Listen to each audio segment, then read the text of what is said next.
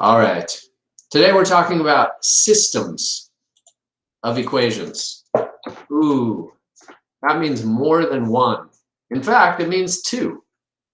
Here's example one. We're going to solve this by graphing. Where does this line, I know it's a line because nothing's being squared, meet this parabola? I know it's a parabola because just x is squared. That's the first thing you want to do, is just kind of size up, what am I working with here? What's going on? Because only then can you decide how to graph them, right? It says solve by graphing first, so will your homework. And so just a reminder how to graph a line. We're going to want to make that thing in slope-intercept form. I'm going to take away 3x from both sides. I'm going to notice that the slope is -3 over 1, technically. And the y-intercept on that one, there is no y-intercept. So we're going to start at the origin. We're going to go down 3 over 1. You remember, graphing lines, it's fun. Next one, parabola. I'm going to solve that one for y. I'm going to add 6 to the other side.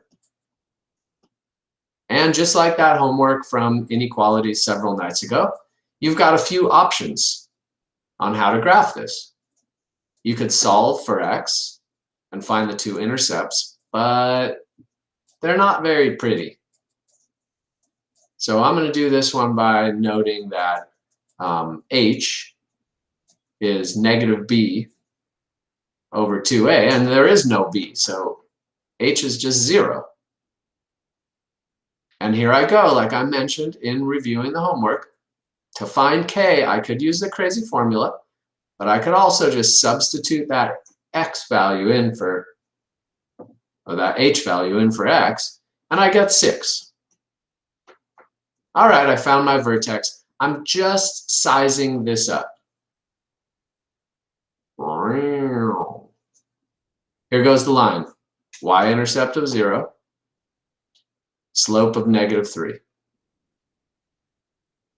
I grab something straight. I sharpen my pencil because we're trying to solve this by graphing it. So I want to be accurate. And we got a slope of -3 going through the origin. All right, got that. As far as this parabola, it's got a vertex of 0, 1, 2, 3, 4, 5, 6, 0, 6. And I'm not going to graph the intercepts, but hey, here's a new twist. I do know that a is -3, so it's going to open the very next point is going to be down 3 over 1. And from there, I got to plot another point. All right, time to get my table on.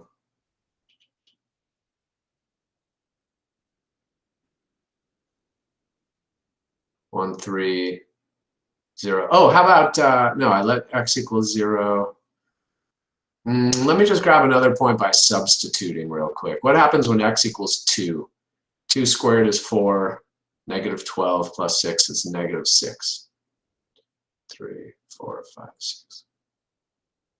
So sometimes I can use direct substitution. I just don't want to spend your time right now doing a whole transformation table. Hope you don't mind. And the intercepts were not crispy clean, so that wasn't going to help me. Did you see what happened? Bing, bing. I'm just reminding you that the solution to a system of equations is where these two figures meet. I've got -1 and 3. That's x comma y. And I've got 2 and -6. Those are my two solutions. It's not just x equals and y equals, right?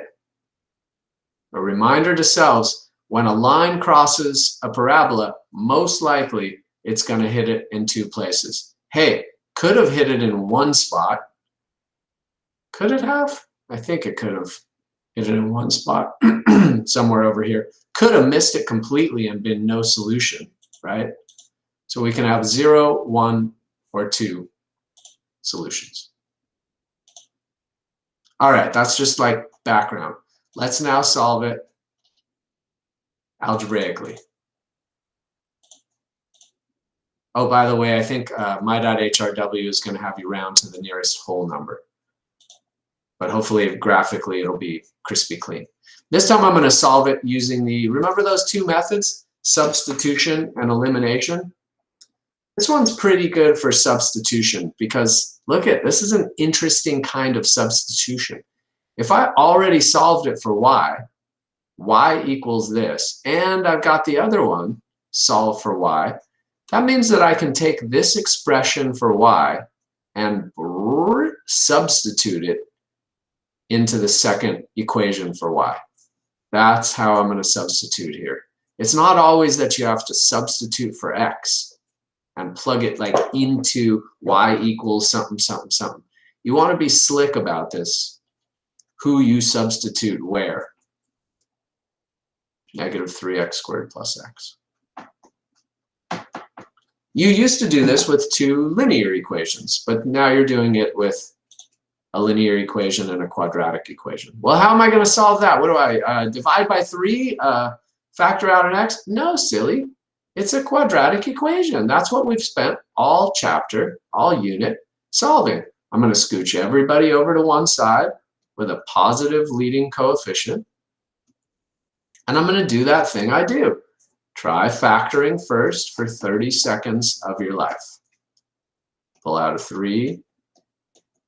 Oh, yes. Double parentheses, bada boom, bada bing. You're so silly if you try quadratic formula on something so easy. Complete the square? Nah. X equals 2. X equals negative 1. Now, the bummer is that there's so much in this big chapter, you're probably going to circle these and say, those are my answers. But remember, for a system of equations, you've got to do this critical last step of back substituting those x values into, well, you can put them wherever you want. Easiest place to put them, long line coming your way. Ah, that's obnoxious. Easiest place to put them is into the first linear equation. You can put them into either equation, but y equals negative 3x, right? So negative 3 times negative 2 is 6. Oh, what do you know? When x equals 2, oops, sorry, negative 3 times positive 2, my bad. When x equals 2, boom, y equals negative 6. Substitute the negative 1 into a separate 3x, and you get that positive 3 when x equals negative 1, y equals positive 3. Put a box around it, type it into my.hrw, get your little correct, and root, there it is. Questions so far?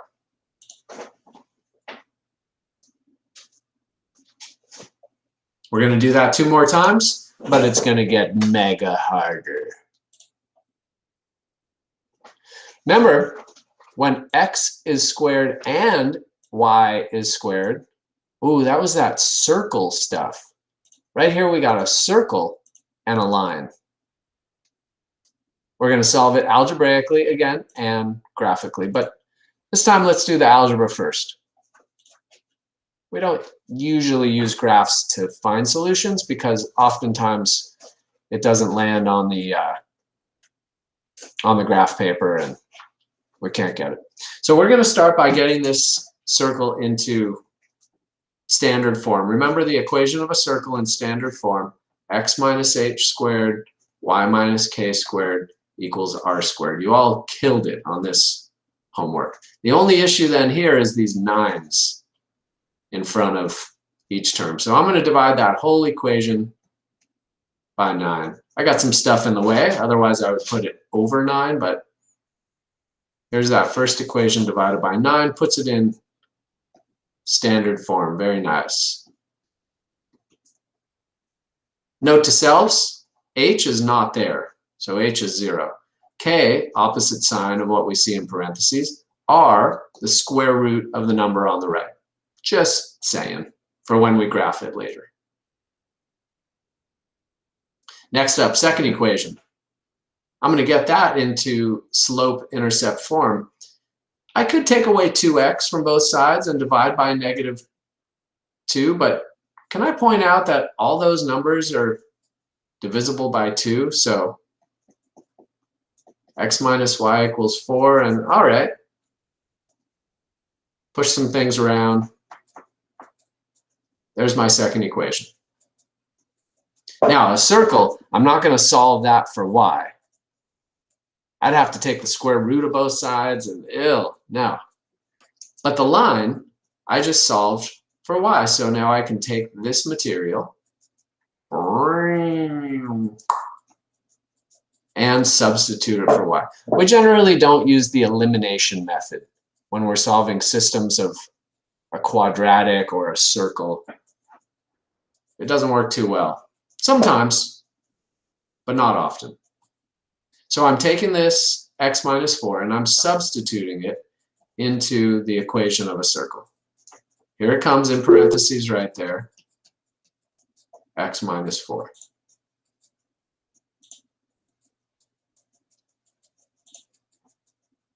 And then -2, back in blue, right? And then all squared. Well, we haven't really seen problems like that, but well, let's just nibble away at it. That's x squared plus x minus 6 squared equals 9. It's not ready for factoring. The 4 became negative. I solved this x minus y equals 4 for y. So I kind of moved the y over to the right side. I moved the 4 over to the left side, and then I swiveled the whole thing around. That's how that got to be like that. Okay? So I'm trying to solve this quadratic. I only have x's, but how am I going to? This is the case where I have to simplify x minus 6 squared to squish all those x squareds together. And remember, when you do x minus 6 squared, it's not just x squared plus 36 or minus 36. That's a common mistake. It's not like you distribute that square, right?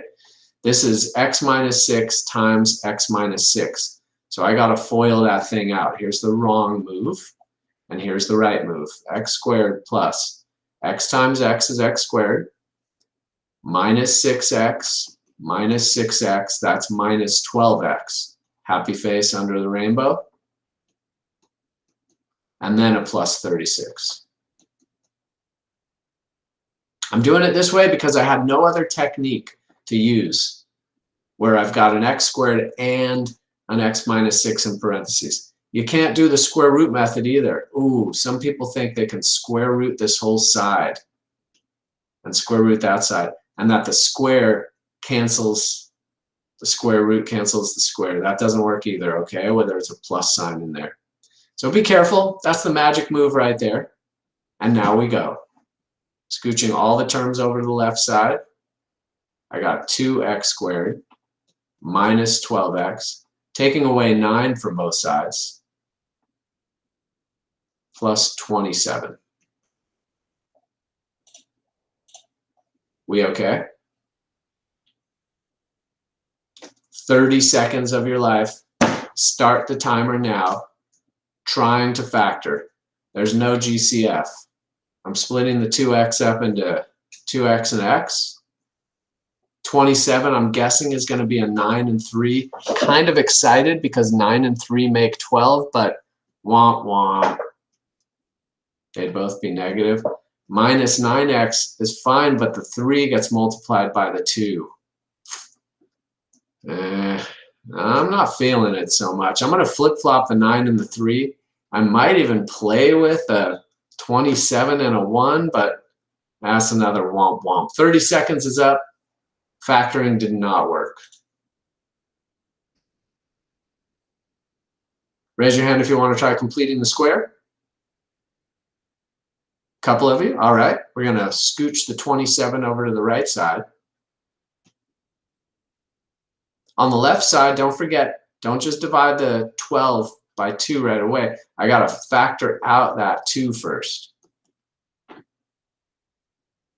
That's going to be a minus 6x. Half of 6 is 3, squared is 9. I'm adding 9 in there. But, blow this up a bit, but that 9 is under the influence of a 2. So it's an 18 I'm using, technically adding to both sides. At that point, I keep my 2 floating out front. I'm going to factor this into x minus 3 all squared. Uh-oh. Negative 27 plus 18. That's a negative. Danger, danger, danger. I would divide both sides by 2 and take the square root.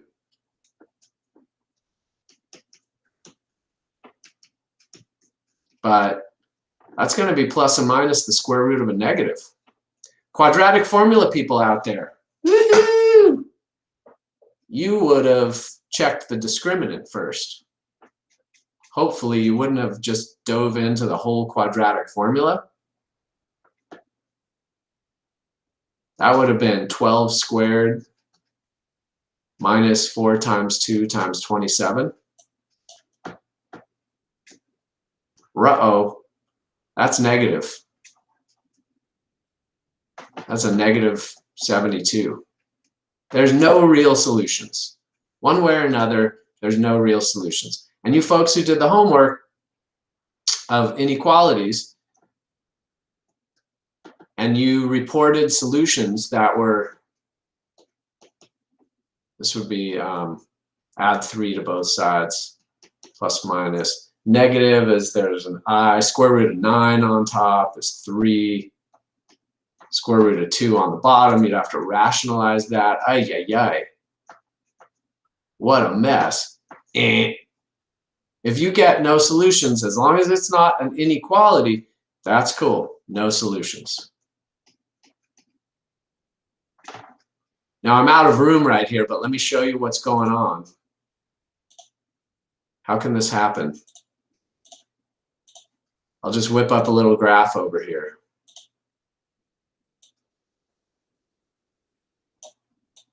Just to visualize. We had a circle. We noted to selves its center was at 0, 2. And it had a radius of 3. Up 3, over 3. This is good review.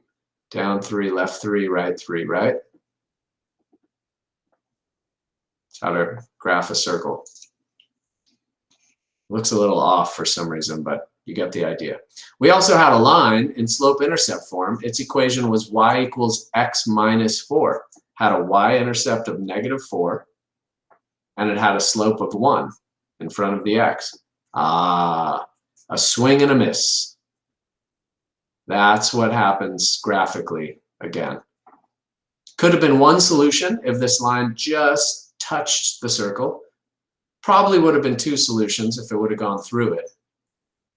But in this case, that's what that I is telling you. There are no real intersections of this line with that circle. All right? Other questions popping up at this time? Jack Kinney, 6 minus 18. What is that? 6-18. Oh, that was the answer to something or something. Half the 6, da-da-da. Okay. All right, this one says P1, because usually when we're in class, I have students practice this on their own. But I don't want to do the whole breakout room thing where people sit and stare at each other awkwardly for 5 minutes and the teacher pops in for 30 seconds. So I'm just going to take you through this one. Solve this system algebraically. here's what people often do. They see that this is a circle. X squared plus y squared equals 25. Note to selves, its center is the origin, and its radius is 5. So I'm like, okay, that's a nice shiny circle. And the second one, they go, oh, that's a parabola. I'm going to solve for y. Negative x squared plus 13. That guy's got a vertex of 0, 13, and a is negative 1, so it opens downwards. Not so pretty, right? And they take that red stuff and they substitute it for y in the black stuff. Oof. Watch what happens there. Here's the mistake, right? X squared plus negative x squared plus 13 all squared. Ooh. Now this is doable, but something with x squared being squared, that's going to be an x to the 4th. And we haven't reviewed how to solve that in this class before. We will.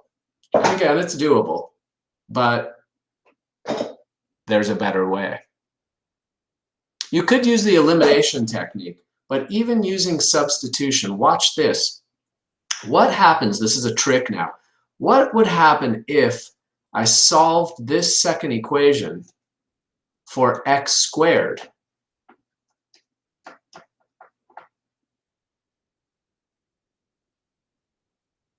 I can substitute this blue stuff into the first equation for the entire term x squared. Oh, what? So nothing with y now is squared. You don't have to always solve for x.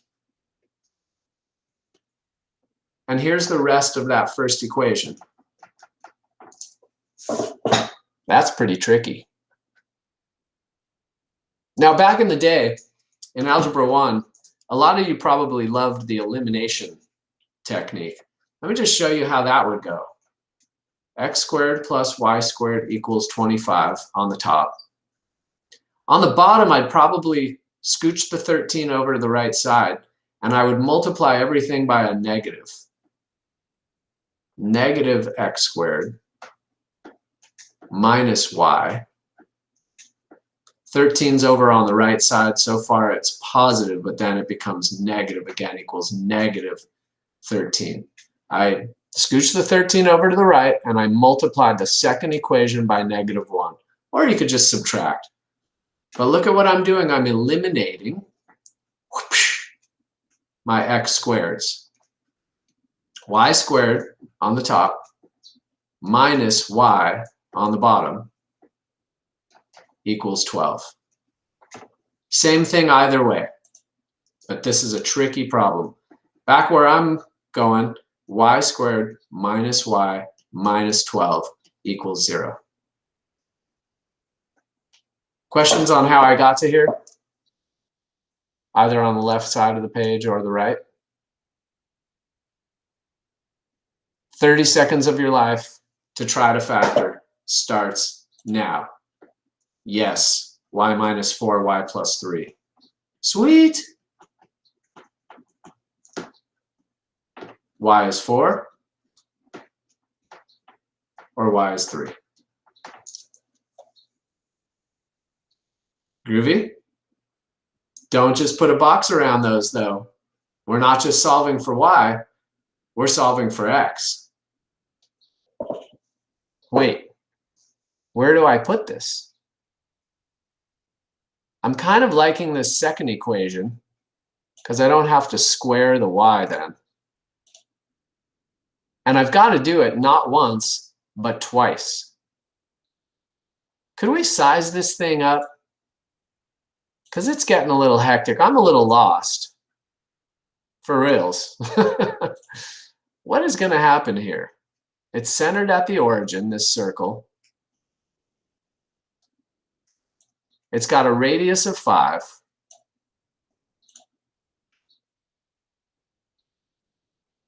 Oh yes, thank you, Gabby. That's a -3. My bad, everybody. And it's being intersected with a parabola that had a vertex at 0, 13, super way up here, and opened downwards.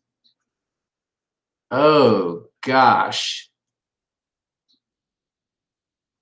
I think there's about to be 1, 2, 3, 4, whoops, 3, 4 solutions. 2 of them occur at y equals 4. Now this is sloppy, but here's the idea, right? Y equals 4, even though that's y equals 3 on my chart. And 2 of them occur at y equals -3. This is what's happening. And that was supposed to be a 3. So I've got to take this y equals 4 and substitute it now into that second equation. X squared plus 4 minus 13 equals 0. Oh, all right. 4 minus 13 is -9. Scooch to the other side. X squared equals 9. Oh, cool. Square root method. Don't forget your plus minus.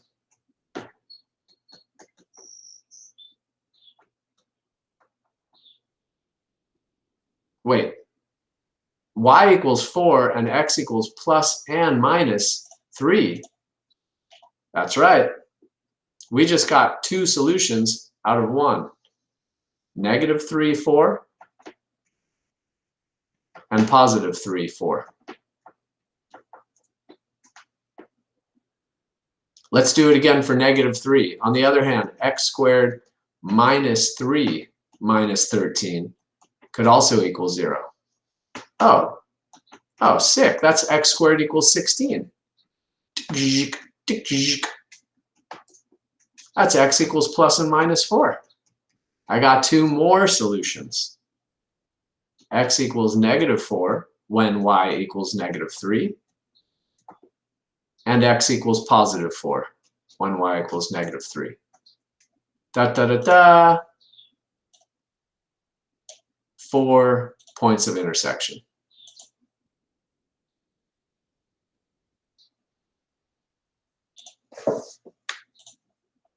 Any questions?